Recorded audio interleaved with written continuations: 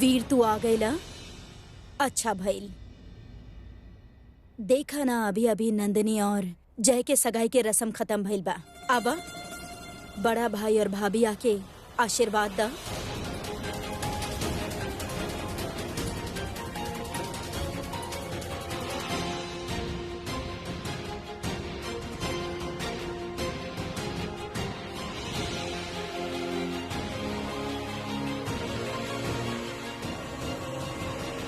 माँ, आप जाकर आराम कर ली। सगाई तो हो गई बा। सफर से थक गई हो क्या माँ? ठीक बा बेटा, खुश रहा।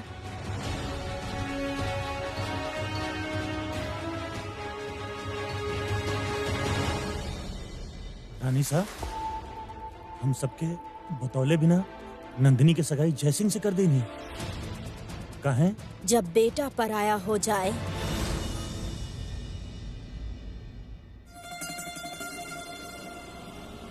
तब पराया बेटा बन जाला।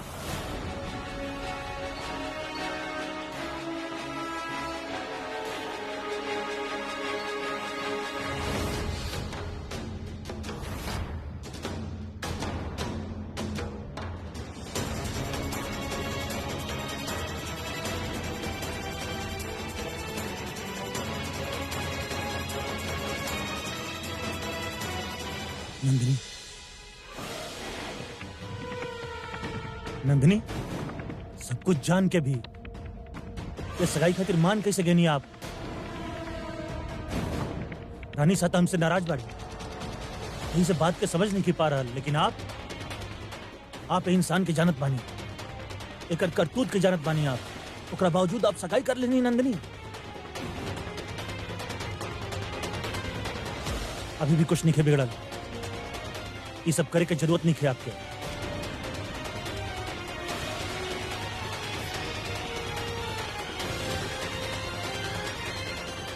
एक जैसा नीच और घटिया इंसान जो आज तक केहू के सगा ना हो पाइल, वो आपके का हो की नंदिनी? सगा तो आप भी ना बानी है भाई।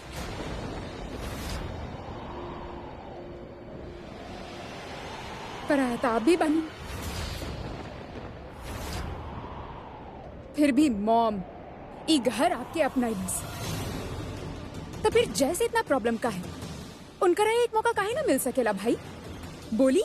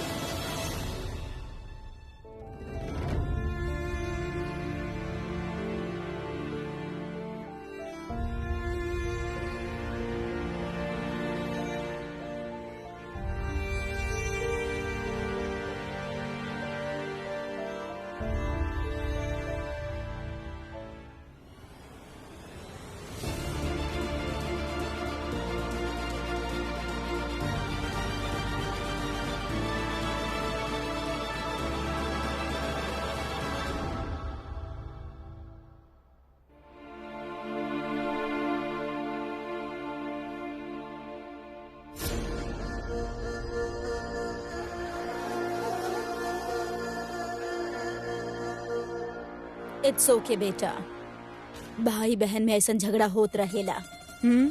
बुरा मत माना। Lettuce celebrate.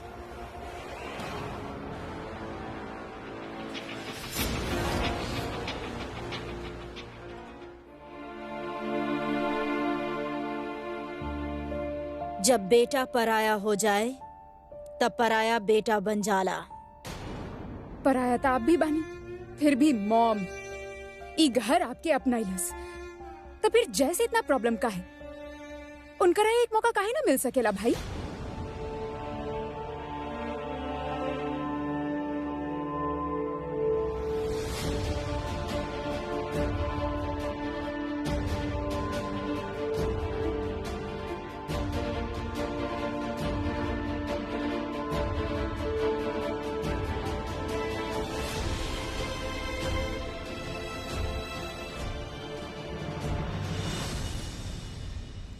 रानी साहब से नाराज बाड़ी तो सजा भी हम ही के मिले के चाहिए ना। नंदिनी के कहा बड़ा भाई के फर्ज हो खेला कि वो अपन बहन की रक्षा करे, और यहाँ हमरा वजह से नंदिनी की जिंदगी बर्बाद होके जा रहा बरानी, और हम कुछ नहीं कर पा रहा। डॉक्टर साहब, इस संकट हमारे सामने पहले भी आ चुकल है। नंदिनी दीदी और उस चिरकुट के ब्याह हम पहले भी रोक चुकल बानी। तो का हो गई अगर वो बुर्बक जय राजा बाबू फिर से हाथ मार रहा था, ई बार भी रोक देब हम। वैसे भी आप और हम दोनों जाने नहीं कि ई परिवार के बाकी सदस्य भी ई रिश्ता से खुश नहीं थे। भले ही सगाई में शामिल भइल रहे, पर जरूरत पड़े भी हमने के साथ दी है। आप सही कह रहल बानी रानी, हमने के अभी जाके दादी से और पापा से बात करे के चाहिए। ठीक है, चलिए चलिए। हॉस्पिटल से फोन बा, एक सेकेंड। या टेल में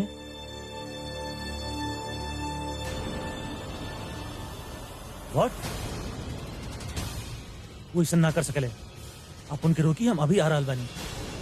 का भइल डॉक्टर साहब? जोन पेशेंट के बारे में हम बतौले रहनी ना आपके 2017 जी, जिनके अंडर वो एडमिट बा, वो डॉक्टर डिसाइड केले बड़े कि उनका लाइफ सपोर्ट हटा दिया जाए। रानी, हम उनके मरे ना दे सके, हमके जाए के होती। अच्छा ठीक है, अब आप अस्पताल जाइए, हम इजा बानी ना, हम संभाल ले। थैंक यू, हम जात बानी।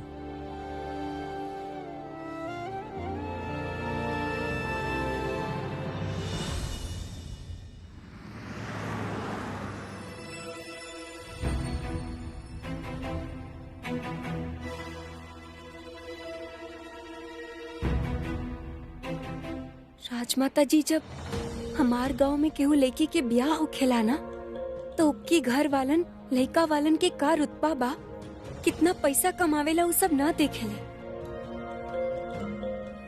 बस ओके स्वभाव देखेले।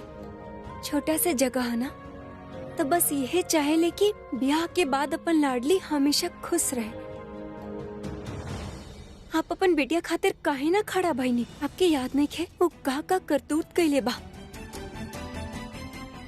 सबसे पहले वो हमरे साथ गलत करे के कोशिश कैले, हमके किडनैप करवाइले, जुआ के पैसा भरे खातिर नंदिनी दीदी के फुसला के उनकरा से पैसा ले ले, हमरे ऊपर हाथ उठाइले, यहाँ तक कि नंदिनी दीदी के जुआ के दाव पे लगा देले। वो इंसान लायक नहीं खे नंदिनी दीदी खातिर। राजेश्वरी, कब का सोचेली केहू के नहीं खे पता, हमके भी नहीं खे पता। सब कुछ इतना जल्दबाजी में भइल कि हमके कुछ सोचे समझे के मौका ही ना मिले। मगर अब मिली, हमने चाही तो हमने साथ मिलके अपन घर के बिटिया के लक्कड़ बग्घा से बचा सके नहीं, ओके शिकार होके से रोक सके नहीं।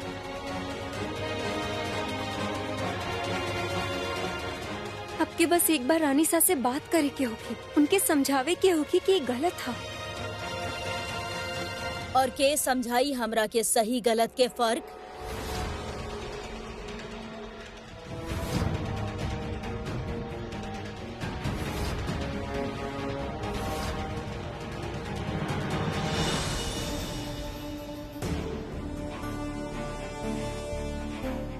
घर में इतना खुशी के माहौल बा और आप सब मुरझाइल बानी। जे अरमान वीर के शादी में पूरा ना भइल रहे, वो अब करब हमने। नंदिनी के शादी पूरा धूमधाम के साथ करब और रीति रिवाज के साथ करब। लेकिन रानी साही रिश्ता सही बा, हम मानतानी कुछ गलती भइल बा हमरा से, लेकिन वो जौन कुछ भी कैले हमरा खातिर कैले, ई परिवार खातिर कैले, तो हर वजह से कैले।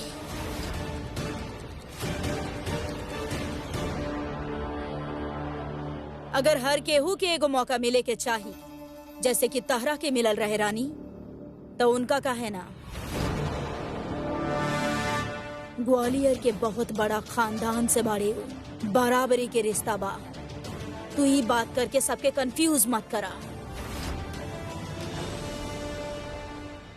2 दिन बाद के मुहूर्त निकलले बाड़े पंडित जी,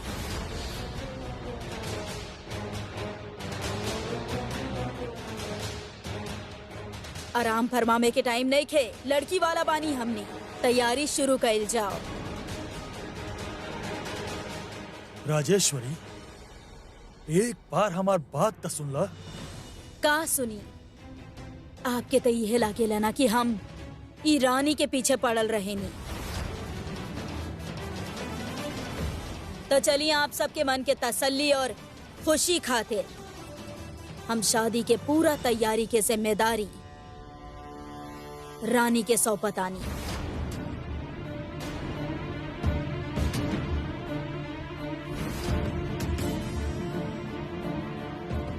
इका बवाल हो रहा माता रानी। जौन ब्याह के रोके के रहे, अब ओकरे जिम्मेदारी हमार सर पे आ गई। राजमाता, आप एकरा घर के बहुरानी माने नी ना, तो फिर निभाई अपन जिम्मेदारी। एकरा देख के लगता ना रहल कि खुश भी बाड़ी।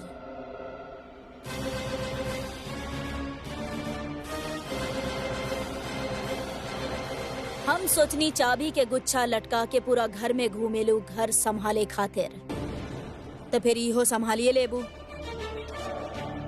का भइल? शायद डर गईलू।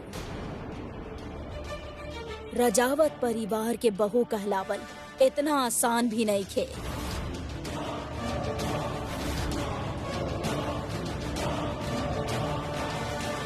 हमने भाई रानी सा।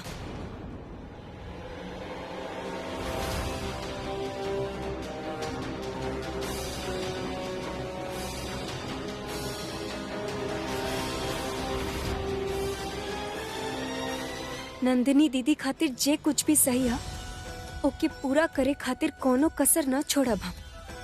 ई वादा है हमारा आपसे। गुड।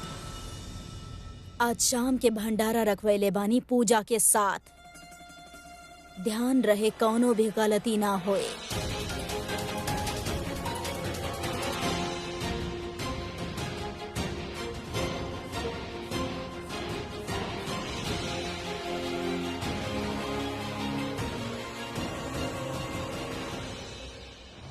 हमके ये तो न पता रानी सा कि हम का करब, मगर वादा कैले बानी आपसे कि नंदिनी दीदी खातिर जे सही बा, ओमे हम कोनो भी कमी ना छोड़ब, वो जरूर पूरा करब।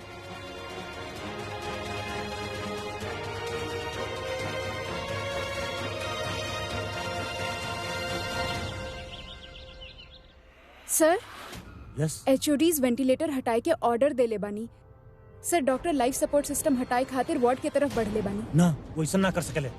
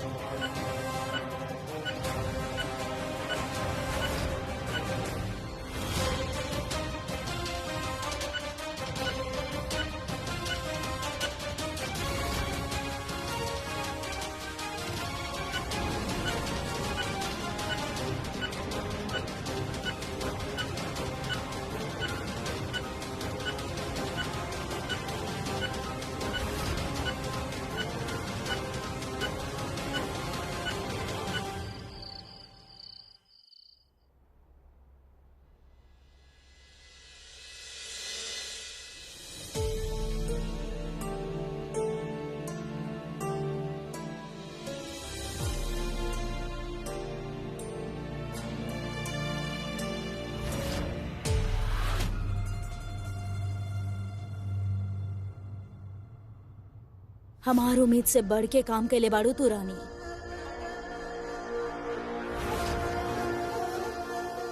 I am impressed.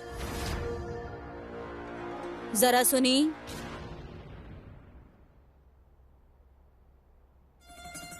हमार बहू के निगरानी में ही पहला सेलिब्रेशन बा, यही से सब काम ठीक से होए के चाहिए।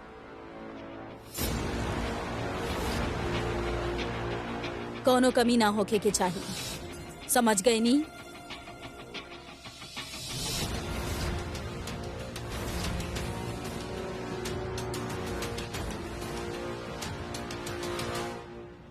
ई का हम तो इनके काम कम करे चाहत रहनी, पर रानी सा हमार ही नाम लेके इनकरा से एक्स्ट्रा काम करवावतानी। ये कैसन खेल खेला तानी रानी सा।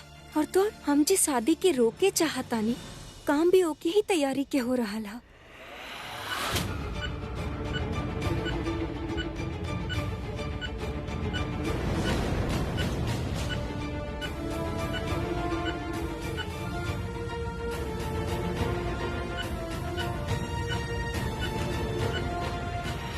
Stop doctor, stop please please, ऐसा मत करिए। इट्स गॉन केस डॉक्टर वीर, अभी पेशेंट ठीक नहीं हो सका था। हमारी रिक्वेस्ट बा आपसे सर, प्लीज ऐसा मत करिए। कहा होता है जा। यस डॉक्टर वीर। सर ये पेशेंट, हमारी रिक्वेस्ट बा आपसे, इनके लाइफ सपोर्ट से ना हटावल जाए प्लीज। पर का है ये पेशेंट 4 साल से कोमा में बा। हम जानत बानी। देखा वीर, 17 हॉस्पिटल चेंज कर जा चुकल बा, बट देयर इज नो इम्प्रूवमेंट। और इनकर जाने वाला केहू इंगरा से मिले भी ना आवेला। समझे के कोशिश करी डॉक्टर वीर, ई आप ही के हॉस्पिटल के भलाई खातिर बा, और वैसे भी कोर्ट से परमिशन आ गइल बा। आई अंडरस्टैंड मिस्टर चंदानी, बट कहें कि आप डीन बानी, यही से आपसे परमिशन चाहत बानी। देखिए हमके सिर्फ 2 दिन चाहिए। अगर 2 दिन में ये पेशेंट के हालत इम्प्रूव नहीं होकर तो जैसन आप चाहें वैसन कर सके नहीं, लेकिन हमके 2 दिन चाहिए बस सर, प्लीज। आप पर्सनल होता नहीं डॉक्टर वीर, इमोशन में लिहल कई फैसला गलत हो सका था। मिस्टर चंदानी बस 2 दिन मांग रहा बानी हम आपसे, प्लीज।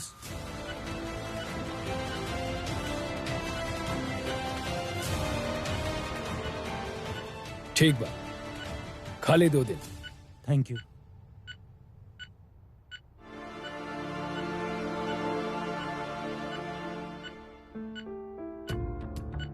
नर्स, यस सर। कोनो इन्फॉर्मेशन मिलल आपके? यस सर। सर एमे इनकर सारा पर्सनल सामान बा और ई रहल रिपोर्ट सर।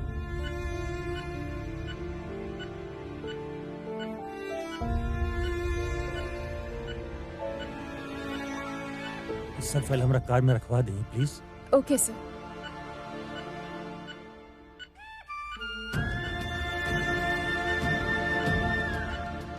हर केहू के जिए के हक बा।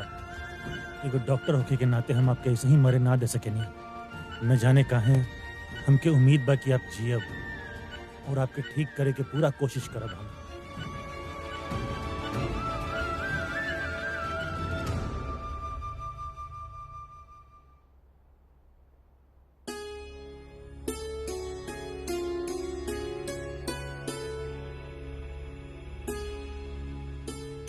दीदी ली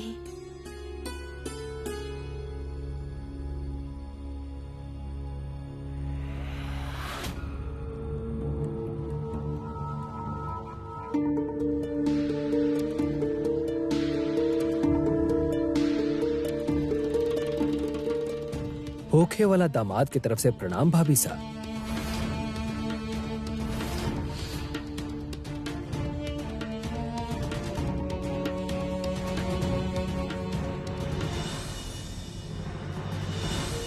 ये अनर्थ आप काहे होके दे रहल बानी माता रानी? कुछो करी, कोनो रास्ता दिखाई कि हम इस सब होके से रोक सकी।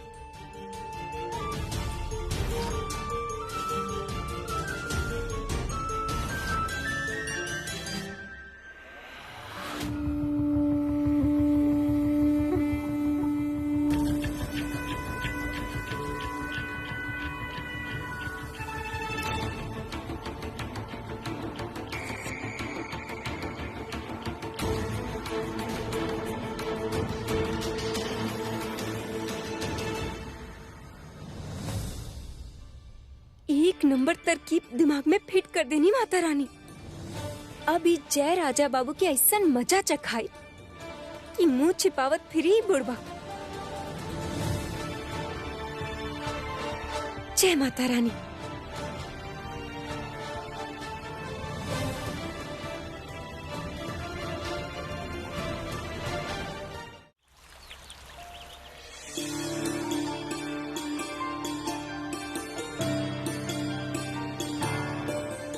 तो चिंता मत कर नंदिनी, सब कुछ अच्छा से होई। सारा अरेंजमेंट्स रानी कर रहल बाड़ी। ई लिही प्रसाद।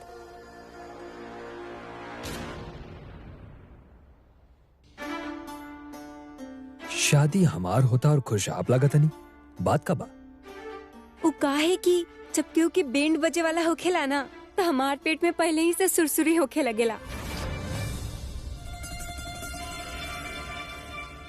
का केकर बैंड? अरे ब्याह के बाद सबके ही तो बैंड बजेला जय राजा बाबू का अब भी।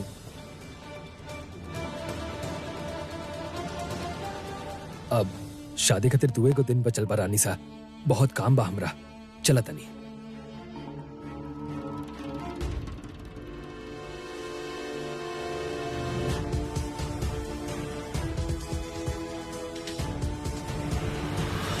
अरे आई कुंवर सा,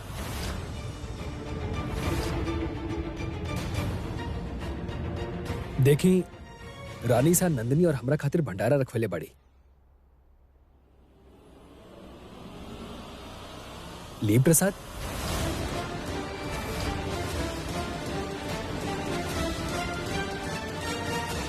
प्रसाद से मुंह ना फेरे के वरना पाप चढ़ा देला।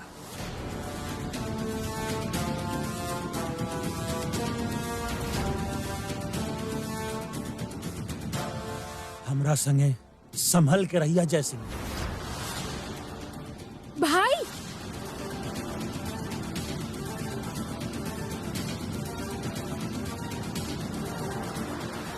हम जय के इंसल्ट बार बार ना सहब। ई हमार होखे वाला पति बनी और आपके जीजा।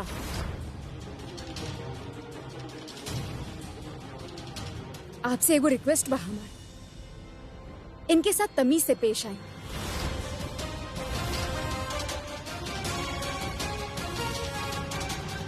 कोनो बात ना हो जाला। ला भाई प्रसाद ले ला।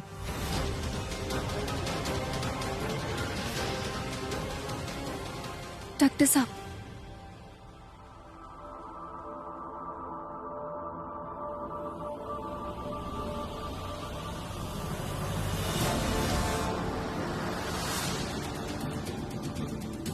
बस इतना सदा बात रहे। अच्छा हम चला तनी। बाय नंदू।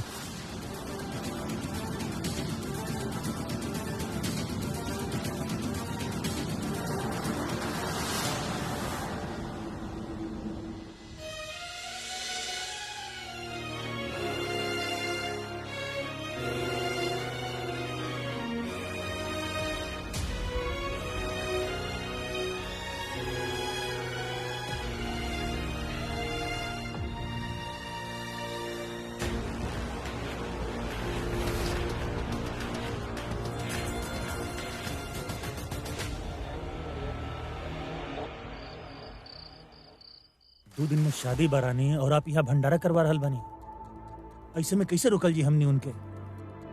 चंपा दीदी, का चंपा के सबसे का कनेक्शन बा? हम आपके विस्तार में सब कुछ बाद में समझाई। अभी खातिर आप हमरा पे भरोसा करी। आपकी गारंटी देवतानी कि ससुर के नाती की ब्याह हम नंदिनी दीदी से न होके दे। अच्छा ये सब छोड़िए, आप बताइए हमके उजे मरीज खातिर आप भाग के अस्पताल गए रहनी, कैसन बाबू ठीक है? कुछ कह ना सके रानी। केस स्टडी करे के होखी और बहुत सारा फाइल बा। सब फाइल के कुमुद कार से ला रहल बिया। एक्चुअली कबो कोनो पेशेंट खातिर इमोशनल ना भइनी हम, लेकिन ना जाने काहे जब हम उनका पास जानी था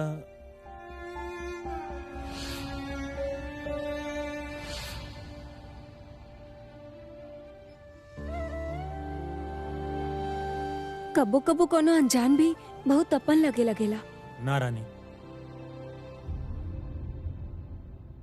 ई कोनो अनजान नहीं खन, कोनो तो कनेक्शन बा उनका संगे।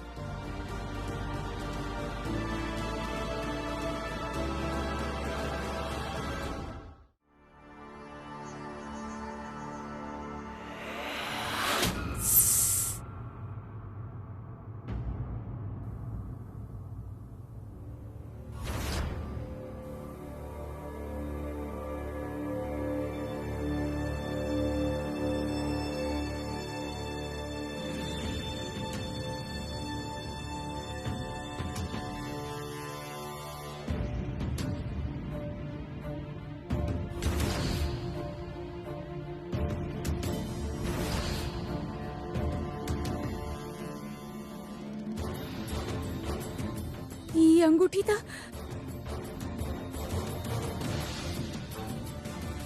कुंवर साई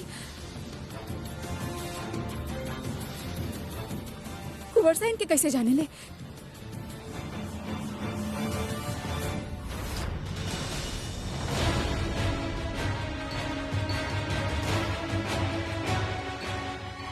एक जैसे दूगो अंगूठी भी तो हो सकेला कुमुद।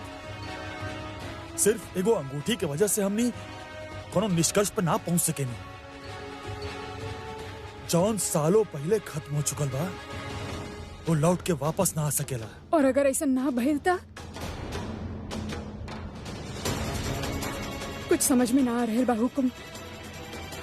दिमाग कहेला कि मुमकिन नहीं खे, लेकिन दिल कोनो और ही तरफ इशारा कर रहल बा। और हमके चिंता सबसे ज्यादा ई बात के बा कि अगर ई कुंवरसा तक पहुंच गई था। कहाँ पहुंच गेल कुमुद?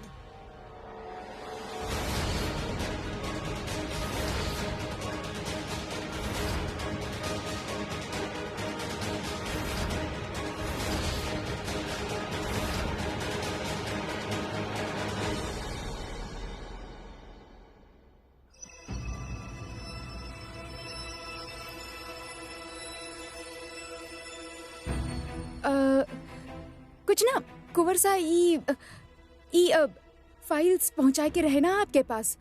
हाँ, आप लावे में देर कर देनी तो सोचनी खुद आपसे ले लिया के। असल में वो हुकुम वो कुछ काम आ गल रहे तो ऐसे रुक गई नहीं। आप चली, हम लेके आवतानी। ना ठीक बा, आप हमके दे दी, हम ले जाए। आपके इट्स फाइन कुमुद, हम मैनेज कर ले।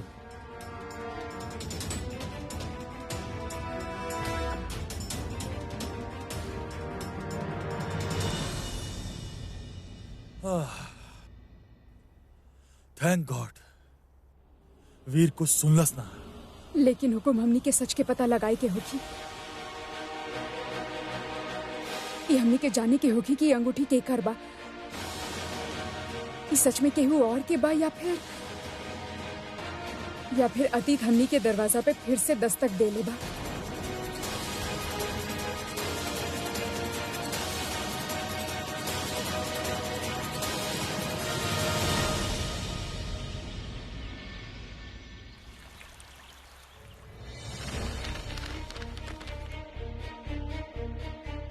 हो गेल रानी? हाँ, बस एक मिनट।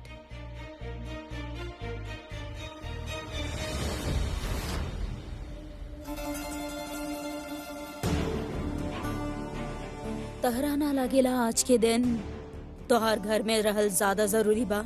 आफ्टर ऑल ई घर के बहुरानी बाड़े तू। पढ़ाई परिवार से ज्यादा इम्पोर्टेंट हो गई तारा खातिर। ना रानी सा, ई घर के बहुरानी बानी तक घर की जिम्मेदारी पहले। हम जाने नहीं आज के दिन ही रिश्ता खातिर कितना जरूरी है।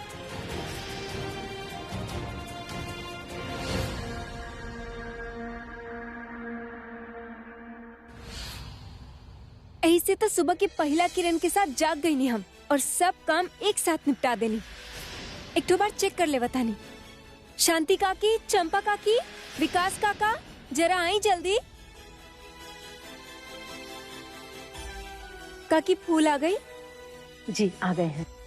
अब सूजी के हलवा तैयार है? अच्छा, और जे बाहर से मंगवाइले रहनी गद्दा और कुर्सी वो तैयार है सब? ठीक है। इतना कम समय में ये लड़की इतना सब कैसे कर लेली? अच्छा, आप लोग जा सके नहीं तो का कहनी सासू माँ सब चौचा?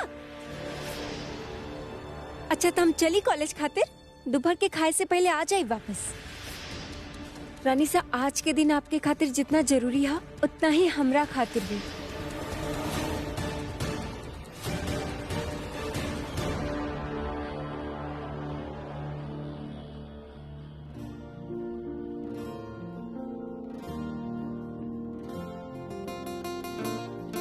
का भाई ऐसे टुकुर टुकुर का देखा तानी? सीख रहल बानी तो से कैसे एगो स्माइल के संगे सब कुछ कइल जाला। और हम ई भी जानत बानी रानी कि इतना सब चीज के साथ आपके दिमाग में कुछ न कुछ चल रहा होगी इस शादी के रोके खातिर।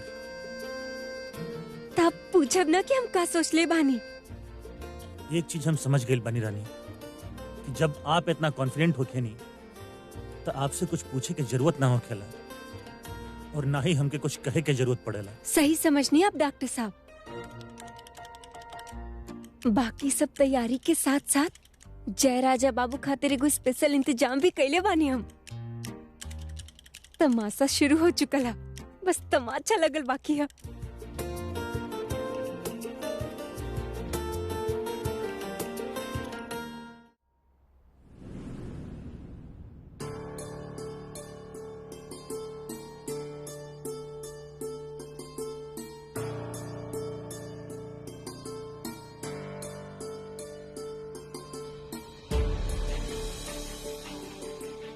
नाम तहार चंपा हा त सोचनी की फूल गुलाब के भेज दी, प्यार के निशानी हा कहा था दिल चीर के तारा कदम में रख दी। गेस्ट रूम में इंतजार रही तहार, अय्या जरूर हमार चंपा डार्लिंग।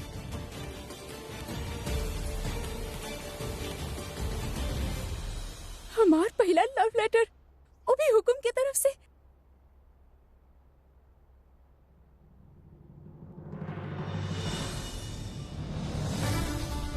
पकड़ल गई नी चंपा दीदी। अब आज से आप चंपकड़ी, और ई चंपकड़ी जय राजा बाबू तोहार बर्बादी के वजह बनी।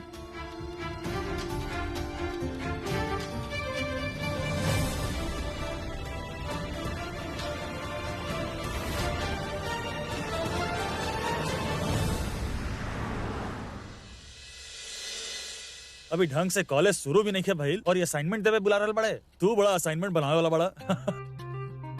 बाकी हम तो 3 बानी, तो असाइनमेंट में हमनी के चौथा पार्टनर के हुई।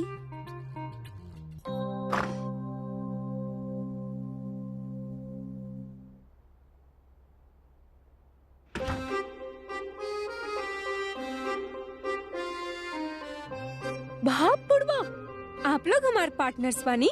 ओ बहन जी, कबो सपना में भी मत सोची है कि हमने तो हर पार्टनर बन सके नहीं।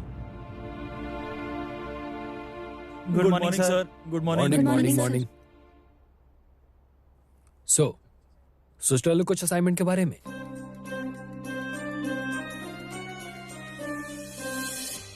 व्हाट? केहू अपन दिमाग लगावे की कोशिश ना करी।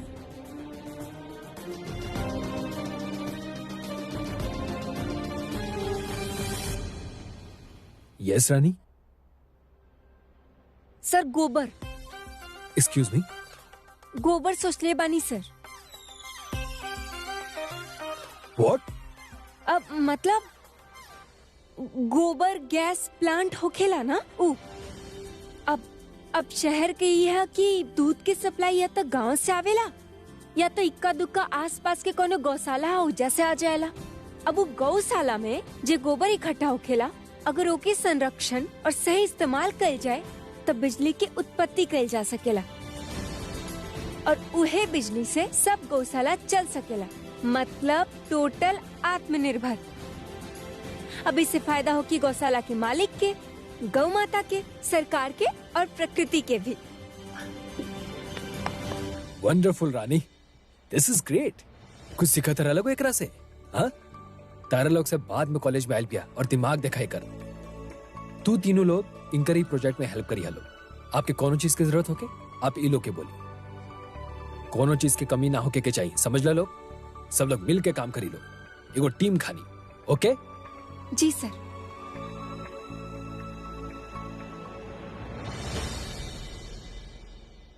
आप लोग स्ट्रेसियाए नहीं, हमने सब साथ में मिलके कर ले।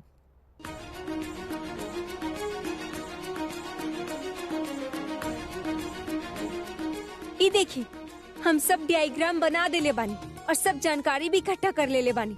साथ में मिलके कर ले। अरे ओ बहन जी, टीचरन के तो काम है होखेला डाटल। एकर मतलब ये नहीं है कि हमने के सुना और ये अपन गोबर प्रोजेक्ट ना अपना पासे रखी। समझ लो, बड़ा आईली।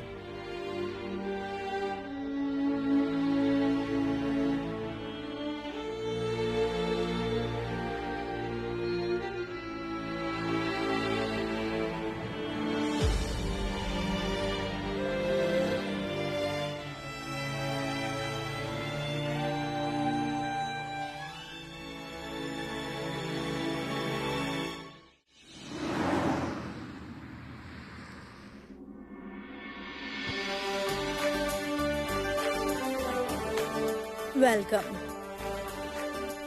आई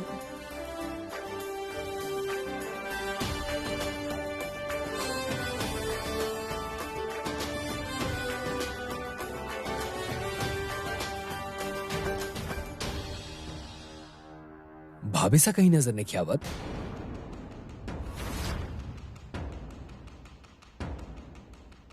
कहीं अभियो हमरा से नाराज था नहीं की? Not at all.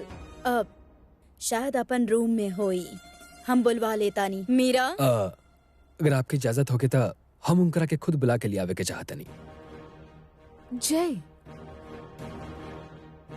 R you sure? हाँ मतलब अब हम उम्र में बड़ा बानी था, पहल भी हमरे करे के चाहिए, राइट?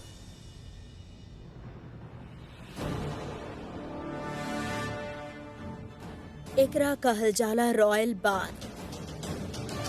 देखी ना, हमार बहू इनका साथ इतना बदतमीजी कइलस, लेकिन एकरा कहल जाला अपन क्लास मेंटेन कइल।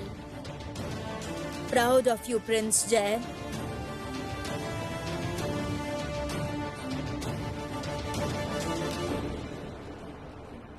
Excuse me.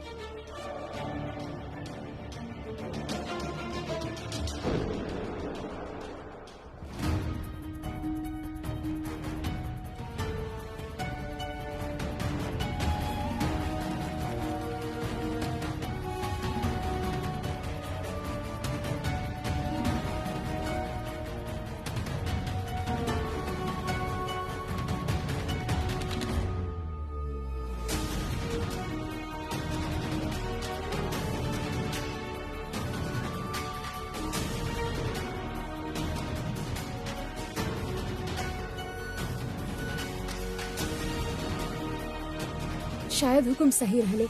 जे हम सोचत रहनी उ इतना साल बाद कैसे मुमकिन हो सकेला? ये सब सिर्फ हमार वहम बा।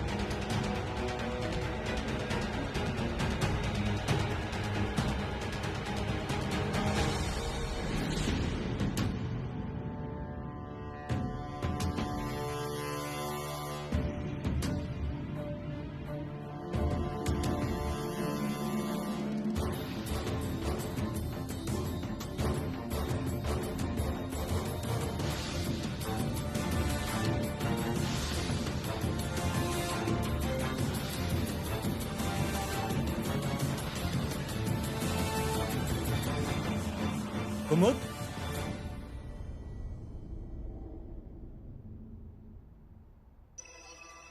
बड़ा कुंवर सा, आप यहाँ का कर रहल बानी? हाँ ये आपके टिफिन देवे आयल रहनी, आपके घर पे भूल गई रहनी ना, ई ली। Thank you.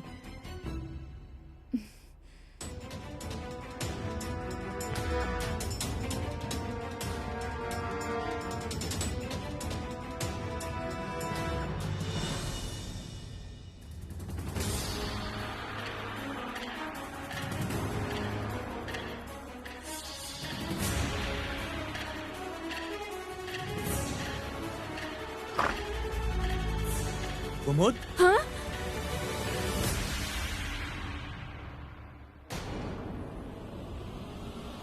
केहू के ढूंढ रहल बानी का आप? हम केहू की काहे ढूंढे कुंवर सा?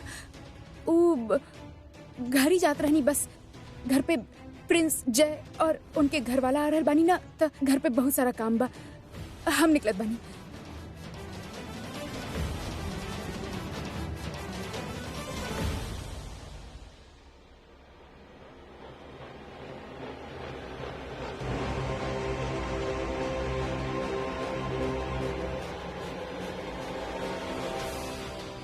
अचानक से इतना अजीब बर्ताव काहे कर रहल बड़ी कुमुद? आज जब पापा से बात करत रहली तब भी हमार आवाज सुन के चौंक गई। ऐसन काहे लग रहल बा कि जैसे ही कुछ छुपा रहल बड़ी हमसे?